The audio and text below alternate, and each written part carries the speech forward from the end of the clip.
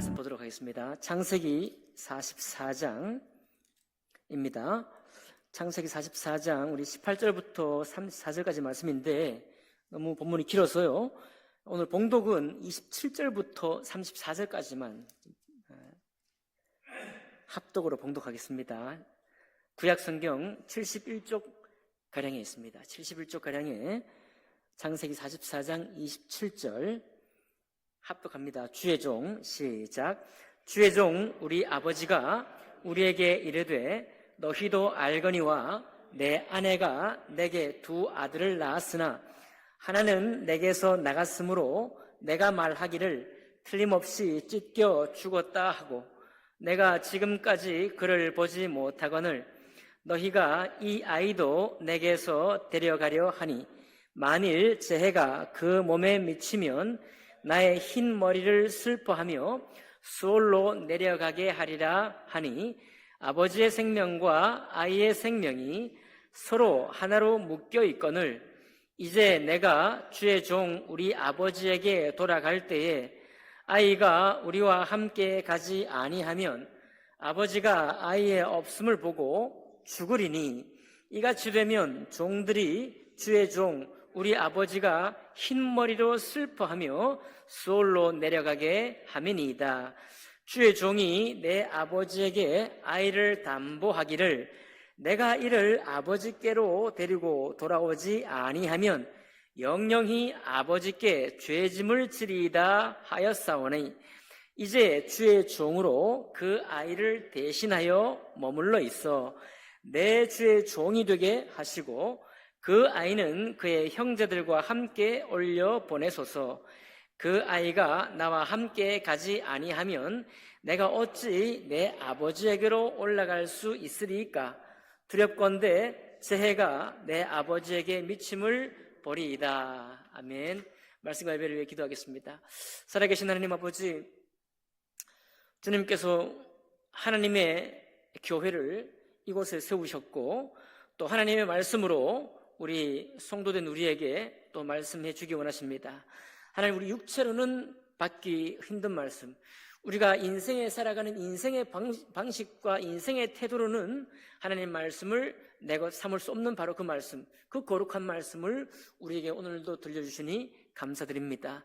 성령 하나님께서 우리를 크게 역사하시고 인도해 주셔서 주님께서 우리에게 부탁하시고 주님께서 우리에게 권면하신 그 말씀대로 살아갈 수 있는 저희들이 될 수 있도록 축복해 주옵소서.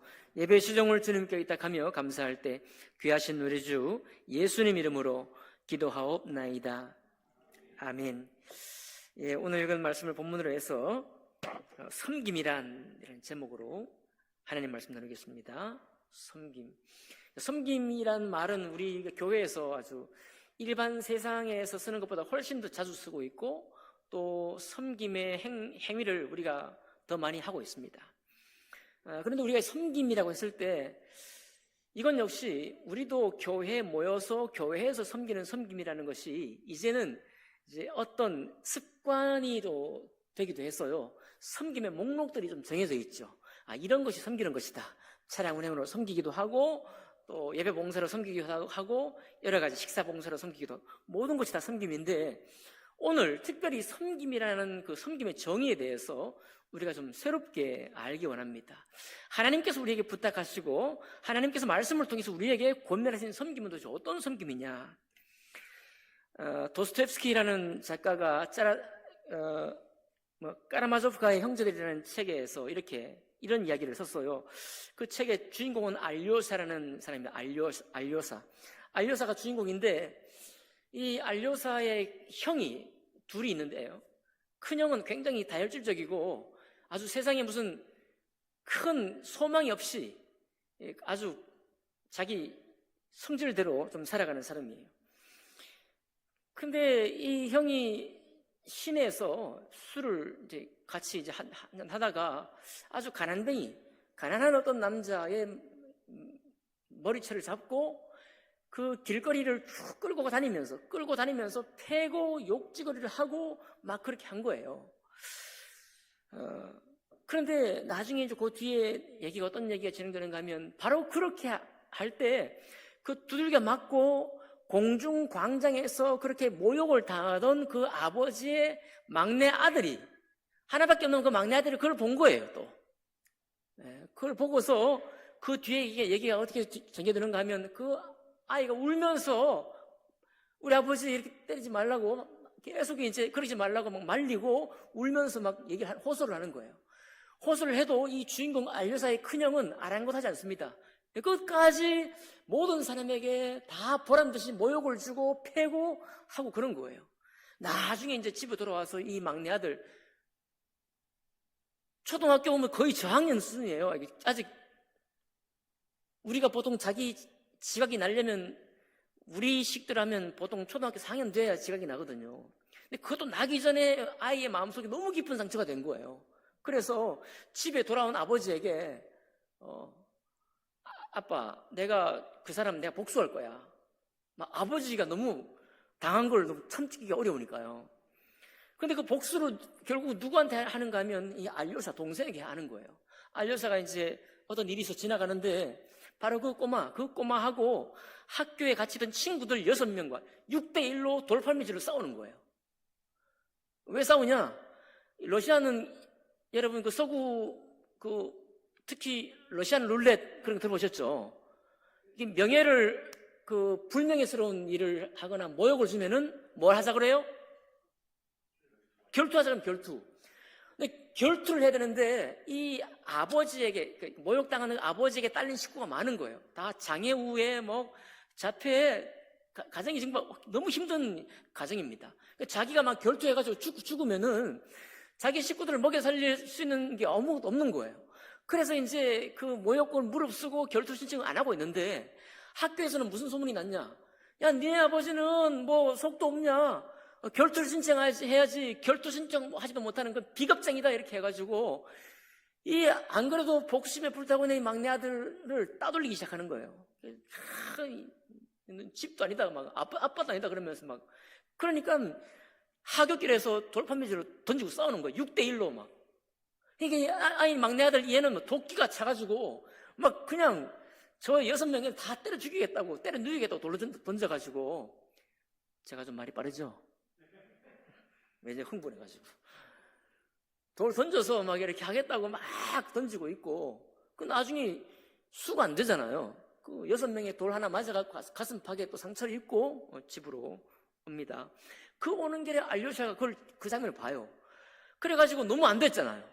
자기는 그 자초지종을 모르고 한 명이 너무 당하니까 가서 이제 돌봐주려고 갔는데 그 꼬마가 어린 나이인데도 자기 아버지를 모욕 준 그분의 동생이 이 알료샤인 걸 또 알아. 그러니까 원수의 동생이잖아요. 그러니까 벌써 안 좋은 거예요. 도와주는 걸 도움을 받기도 싫고 그래가지고 도와주려고 이제 손을 내밀었는데 이 꼬마가 그 손을 꽉 물어가지고 몇 초 동안 물어 뜯어버린 거예요. 이게 손을 피가 철철 날 만큼이나 말이 안 되죠 사실은. 그런데 그때 알료사가 뭐런 얘기를 딱 한마디 하는데 그 피 철철 나는 걸 손을 감싸면서 자 이제 됐다 그런 얘기를 하는 거예요. 이게 앞뒤가 안 맞잖아요. 내가 너한테 뭘 잘못했냐 이렇게 하고 이렇게 해대야 되는데 알료샤는 말하자면 동방정교, 러시아는 동방정교를 믿으니까요. 그리스 정교를 믿으니까 그 정교의 수장인 장로의 아주 후계자까지 아니지만은 아끼는 사람이에요. 그러니까 헌신된 종이죠. 그 헌신된 종인 또 더 헌신되기 원하는 알료사가 그 이름 한마디를 던지는 겁니다. 자, 이제 됐다. 그게 무슨 얘기인가 하면 아직 내막을 모르고 있을 때 그런 얘기 한 겁니다. 그러니까 알료사 볼 때 너 분 다 풀었냐? 이 얘기예요. 너 화 다 풀었냐? 이겁니다. 우리 같이 혈기가 왕성하면 어떻게 되겠어요? 자, 이제 됐다는 무슨? 일로 와. 너 왜 그랬어? 한 대 맞으면 2대 갚으려고 하고 그런 게 우리 육체 본성인데 소설 속에 나오는 한 구절이긴 하지만 제가 깜짝 놀랐어요. 그 구절을 읽고. 그 이 대사, 짧은 대사. 자, 이제 됐다. 사람 입에서 나올 말도 아닌 것 같은데, 그러나 이 알료샤의 의식 속에는 기본적인 사람을 향한 태도가 있는 거죠. 어떤 태도냐? 누군가가 이유 없이 막 공격을 하거나 막 다른 사람을 욕보이거나 어떤 뭔가를 태도로 할 때 그 사람의 마음속이 지금 어떻다? 정상이 아니다 이거예요. 내가 했건 다른 이가 했건 간에 그것보다 중요한 건 이 사람의 마음의 현재 상태가 아주 그냥 무너진 상태다, 깨어진 상태다라는 것을 먼저 볼 수 있는 눈을 가지고 있더라고요. 저도 아직 없는 눈이에요. 이런 눈을 가지고 있으니까 아파가지고 막 이렇게 한 대 쥐받고 싶고 그냥 하고 싶은데도 불구하고 그 말 한 게 아니라, 자 이제 됐다, 너 다 풀었냐? 화 다 풀었냐? 이런 얘기를 했다는 겁니다. 우리는 사실 이 사회 속에 살면서 넘우세 당하지 않기 위해 살아가는 것이 굉장히 많습니다. 모욕을 누가 준다? 참지 않고 응수하고 그 갚아주었다는 얘기를 우리 친구들 100이면 100사람에게 했을 때 너 잘했다 그러지 너 잘못했다 그러는 사람 아무도 없을 거예요. 그래서 우리는 이 사회 속에서 육체를 가진 사람으로 살아갈 때 넘무새 안 당하고 모욕 안 당하기 위해 너무 오랫동안 살아가기 때문에 사실 알료샤와 같은 반응을 하지를 못해요. 그런 마음 준비가 안 돼 있다는 겁니다. 신기하죠? 그리스도인인 우리조차도 우리 역시 마찬가지예요. 세상에서 그렇지만 또 교회도 마찬가지예요. 교회 안에서도 우리가 넘무새 안 당하고 모욕당하지 아니하고 업수 여기지 않기 위해서 또 많은 시간을 살아가요. 이렇게 살아가다 보니까 하나님께서 우리에게 어떤 섬김이라는 것을 하나님 말씀으로 권면했을 때 받을 수 있는 마음이 준비가 안 돼 있다는 거예요. 우리가 이렇게 신앙생활을 오래 하면서도 그럴 준비가 잘 안 돼 있다는 것입니다. 오늘 그래서 이 섬김이라는 부분을 우리가 다시 한번 깨닫기를 원하는 것입니다. 오늘 말씀의 이 내용은 여러분도 아침에 듣고 읽으셨겠지만은 야곱의 아들들이 요셉에게 양식을 구하러 가잖아요. 벌써 두 번째 내려왔는데 요셉이 이제 작전을 펼쳐갖고 은잔을 베냐민의 딱 그 쌀자루에다 넣어놓고 그냥 보내놓고 추적자를 보내가지고 그 은잔을 발견해버리잖아요. 그래가지고 꼼짝 못하고 베냐민을 요셉이 데리고, 말하자면 뭐라고 그래요 그거를 이렇게 감금 내지는 그렇게 하는 거죠. 예. 그렇게 할 때 유다가 이 유다는 사실 요셉을 물구덩이에 던질 때 그때 그렇게 하자고 막 했던 사람이거든요, 유다가. 근데 오늘 유다는 과연 우리가 알고는 예수 그리스도의 계보에 있는 그런 유다 같은 행동을 하는 거예요. 뭐라고 합니까? 베냐민 위의 형 요셉, 그런 얘기죠. 라헬의 두 자녀 요셉과 베냐민.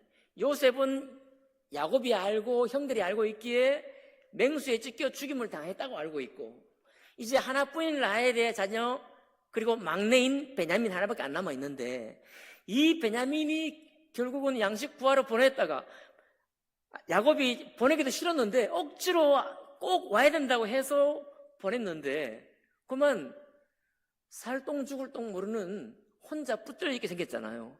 그걸 보고 유다가 뭐라고 합니까? 오늘 만약에 이 베냐민이 집으로 돌아가지 않으면 어떻게 될 거다? 아버지가 죽을 거다. 우리 아버지 죽는다. 그 얘기를 하는 거예요. 그러면서 유다가 뭔 얘기합니까? 내가 대신 볼모로, 그렇죠? 여기 잡혀 있을 테니 이 베냐민만은 집으로 보내주십시오. 왜냐? 아버지의 생명하고 이 막내 아이의 생명이 하나로 매여 있습니다. 이가 못 올라가면 아버지 죽는 것은 분명한 사실입니다라고 호소를 하는 대목이에요. 근데 뭐 성경에 있는 이렇게 기록도 있으니까 우리가 뭐 아무런 그 요동 없이 읽지만은 이 유다가 청년이 아닙니다, 여러분. 가장이에요, 가장. 여기 내려간 모든 형제들 전부 다 집안의 가장들입니다. 다 자기 자녀가 다 있는 거예요. 물론 우리 집사님들 가운데도 요즘 이 시대에도 불구하고 우리 형제 간의 어떤 것들을 떠안아서 오랫동안 섬기신 분도 계신데, 사실 우리 부모님 세대는 제가 종종 말씀드리지만 그게 좀 흔한 어떤 하나의 윤리였죠. 사촌형의 어떤 짐을 떠맡는다든지 이런 것도 다 일반적인 것이었습니다. 하지만 요즘 사람들은 전혀 이해 못하는 거죠. 아니, 형 문제요. 형 집안 일입니다. 형 일이에요.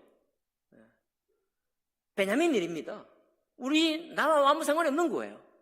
그런데 자기 가족 다 있는 한 가정의 가장인 유다가 자기가 혼자 붙들려 있다는 것입니다.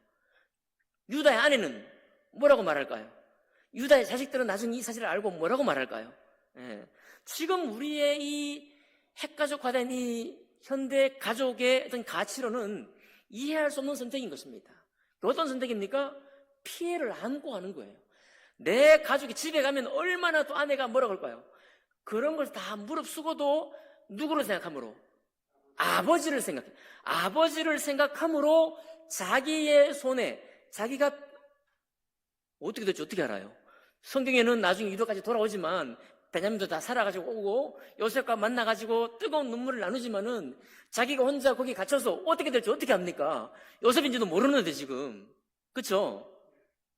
그 식민 통치하는 그 대국에 감옥에 갇혀가지고 어떻게 될지 어떻게 합니까? 그런데도 유다가 자기의 손해를 감수하고 자기만 생각하는 것이 아니고 자기 가정만 생각하는 게 아니고 아버지를 생각함으로 자기가 섬기는 거예요. 네. 보통 일이 아닌 거죠. 여러분, 우리 이렇게 핵가족하던 우리에게 이렇게 하라 이런 말씀을 드리는 게 아닙니다. 제가 오늘 드리고 싶은 말씀은 시대와 문화를 따라서 가정의 어떤 그런 거는 달라질 수 있어요. 하지만 이와 같은 섬김의 본은 우리가 교회가 되었든지 우리가 어떤 장면이 되었든지 우리 속에도 이와 같은 섬김의 정신, 섬김의 영적인 하나의 가치가 보존되어 있어야 된다. 이렇게 섬길 수 있는 마음이 우리 마음 속에 어디 한켠에 있어야 한다. 이런 말입니다. 그러니까 우리가 지금 교회에서 섬기는 섬김은 다 귀한 섬김이죠. 여기에도 손해가 있고 여기에도 내가 어떤 시간을 다른 사람에게 양보하기도 하고 다른 사람의 정말 내가 하고 싶은 일들을 하지 아니하고 좀 밀어놓고 하기도 합니다. 그 모든 섬김이 섬김이에요. 그런데 여기 성경에서 우리에게 보여주는 이 섬김에는 정말 우리 손해와 피해가 막심하다. 내가 이것을 섬겼을 때 왜 당신이냐 이 말이에요. 그렇죠? 루벤도 있고 시몬도 있고 레위도 있고 형들이 많지 않습니까? 왜 당신이냐 이 말이에요. 그럼에도 불구하고 그런 것을 감수하면서 섬길 수 있는 그 마음이 유다에게 있었다. 누구를 생각함으로? 아버지를 생각함으로요. 마찬가지입니다. 우리 오늘 본문의 마가복음 14장에 향유옥합을 깬 여인이 나와요. 그죠? 우리가 이제 또 그 본문을 잘 알고 있기 때문에 대략 흘러갑니다.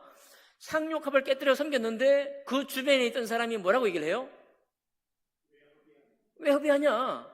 이 귀한 거를 이거 그렇게 흘려보내지 아니하고 팔아서 오면 몇 데나리온 몇백 명 이상 이렇게 그날 음식을 제공할 수 있는 그게 될 텐데 왜 다 흘려서 허비해버리느냐? 그런 얘기를 하잖아요. 그 여인이 그거 깰 때 그런 얘기 들을 수 있다는 생각을 못했을까요? 너무 고대라가지고 너무 약삭빠른 사람이 아니어서 우리처럼 이렇게 막 계산 잘 못해가지고 바보처럼 그냥 그렇게 했을 것 같아요? 그러진 않겠죠. 예. 그도 향유옥합의 귀한 그 기름을 얼마나 오랫동안 귀하게 담아놓고 저장하고 또 저장하고 담아가지고 어떻게 귀하게 쓸 것인데 그거를 예수님께 다 부었습니다. 누구를 생각했기 때문이에요? 예, 자기가 이거 섬겨서 허비한다는 약간 모욕감이 들 정도로 왜 나의 하는 일에 간섭이야? 당신이 뭔데? 라고 물론 받아칠 수 있지만 그런 모욕감을 또 안으면서까지 주님을 생각함으로 섬긴 것입니다. 요즘 같은 시대에 이런 가능할까요? 우리가 좀 어리숙한 시대에 말이죠. 집 팔고 막 뭘 팔아가지고 교회 뭐 옛날 말로 성전 짓는다고 막 했더니 그때는 너무 영광스러웠는데 한 20년 지나고 나니 그 목사님이 막 이상해졌다. 이제 우리가 이런 얘기를 다 이제 듣고 있는 시대에 살고 있으니 교회를 향해 우리가 뭐 헌신한다. 이게 앞뒤가 맞는 얘기입니까? 그렇게 하느니 당신의 인생에 귀하고 가치 있는 일에 더 쓰라. 이게 훨씬 합리적이잖아요. 우리 경험도 있고 그렇습니다. 어떻게 이 향유옥합을 깨뜨려서 순간적으로 다 흘려보내는 그런 일을 했을까? 누구를 생각함으로, 그렇죠? 누군가를 생각함으로 자기가 받을 수 있는 것들을 넘어서서 우리 주님을 생각함으로 그렇게 헌신할 수 있었습니다. 욥기 10장의 욥도 마찬가지죠. 욥은 뭐 절규합니다. 욥은 하나님께서 원수처럼 나를 보시고 나를 공격하고 사람들에게서 욥은 칭찬받았습니다. 욥은 정말 그 섬김이 그냥 욥의 섬김도 탁월했기 때문에 일반적인 섬김도 탁월했기 때문에 무슨 사람들로부터 너무 칭찬받고 존귀함을 받았던 사람입니다. 욥이 너무 괴로웠던 거는 사람들로부터 칭찬을 받지 못해서가 아니라 하나님이 자기를 멸시하기 때문에 까닭 없이 하나님이 자기를 밀어내고 계속해서 불화살을 쏘고 자기를 뭐 말도 듣지 아니하고 기도해도 응답도 주지 아니하고 아무 반응이 없이 자기를 이렇게 궁지로 내몰 때 그것을 욥은 견디기가 어려웠습니다. 그렇죠? 그래도 욥이 나중에 다시 계속해서 자기를 회복한 후에는 또 섬겨요. 자기가 괴로울 때 뼈아픈 얘기로 아주 독화살을 날렸던 그 세 친구 아주 평생 동안 연을 끊어도 우리 같으면 합당한 정도예요. 그죠? 모르는 사람은 모를까? 알만한 사람들이 그렇게 아픈 거를 헤집고 더 괴롭혀서 했으니까요. 근데 욥이 그 세 친구를 어떻게 합니까? 공격을 한 게 아니라 중보로 용서의 기도를 하는 거죠.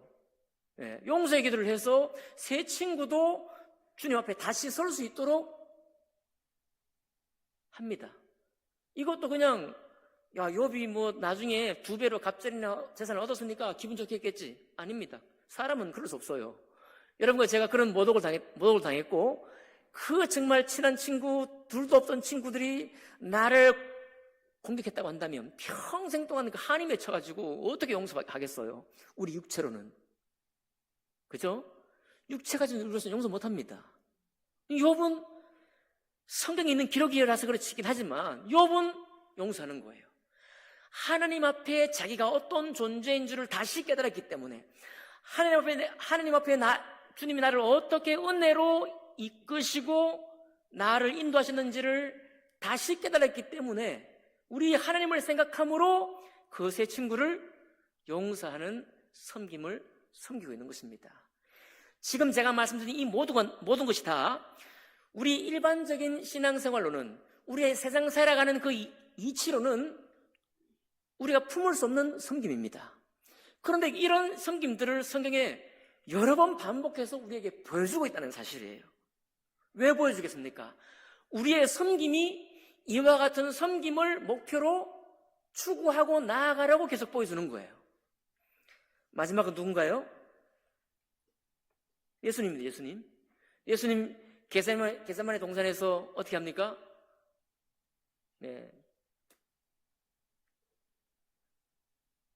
눈물이 핏방울이 될 만큼이나 그렇게 간절한 마음으로 당신의 십자가에 오르시기 전날 그렇게 통곡하면서 정말 절박한 심정으로 기도하잖아요.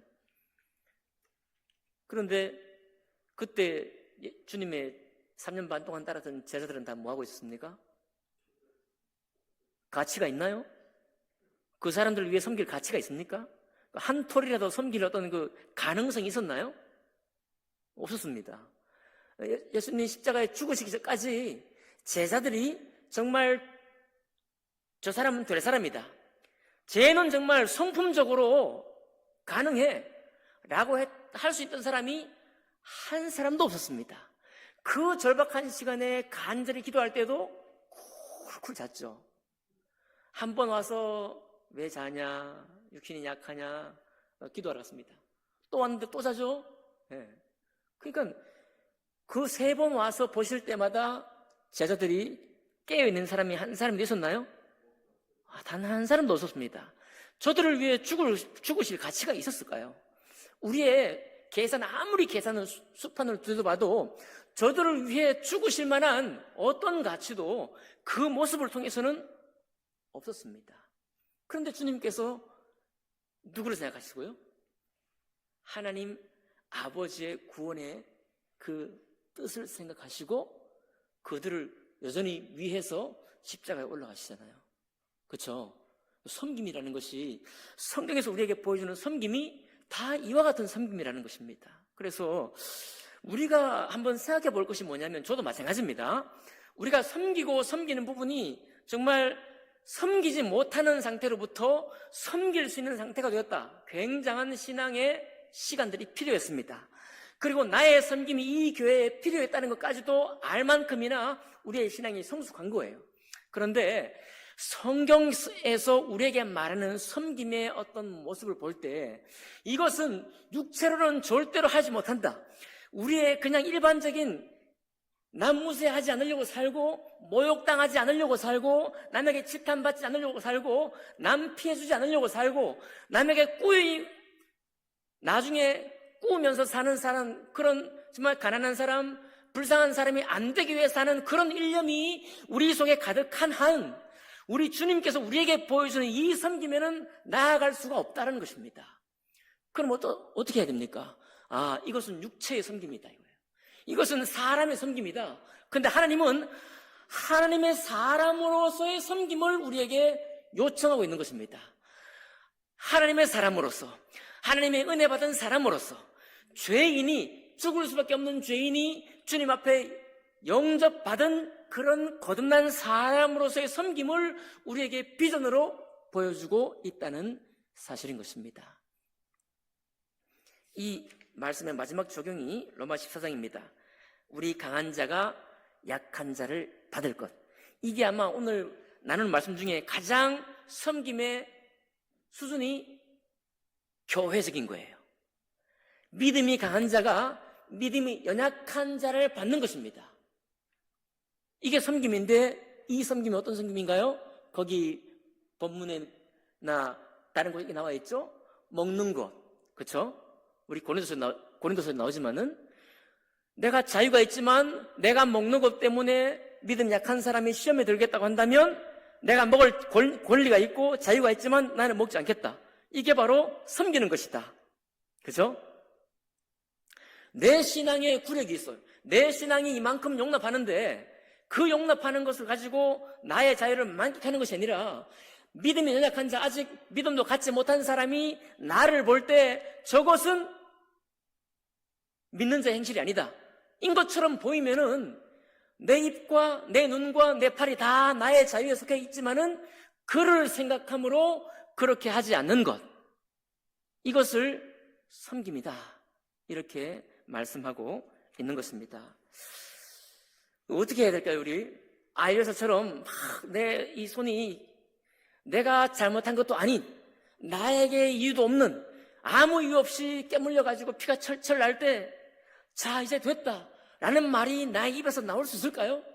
우리의 신앙을 생활을 통해서 그와 같이 내가 모욕당하느냐, 내가 남 위세하느냐, 나 나만을 생각하는데 맺혀 있는 것이 아니라 그의 지금 상태가 어떠한가를 생각하고, 그리고 하나님 아버지께서 이 사건을 통해서 무엇을 원하실까까지 생각함으로 섬길 수 있는 마음까지 우리가 준비할 수 있겠느냐 라고 오늘 성경이 우리에게 묻는 것입니다.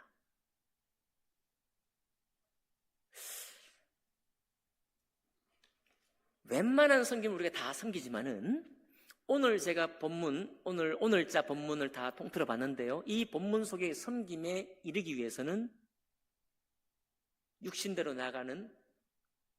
나아가서는 못합니다.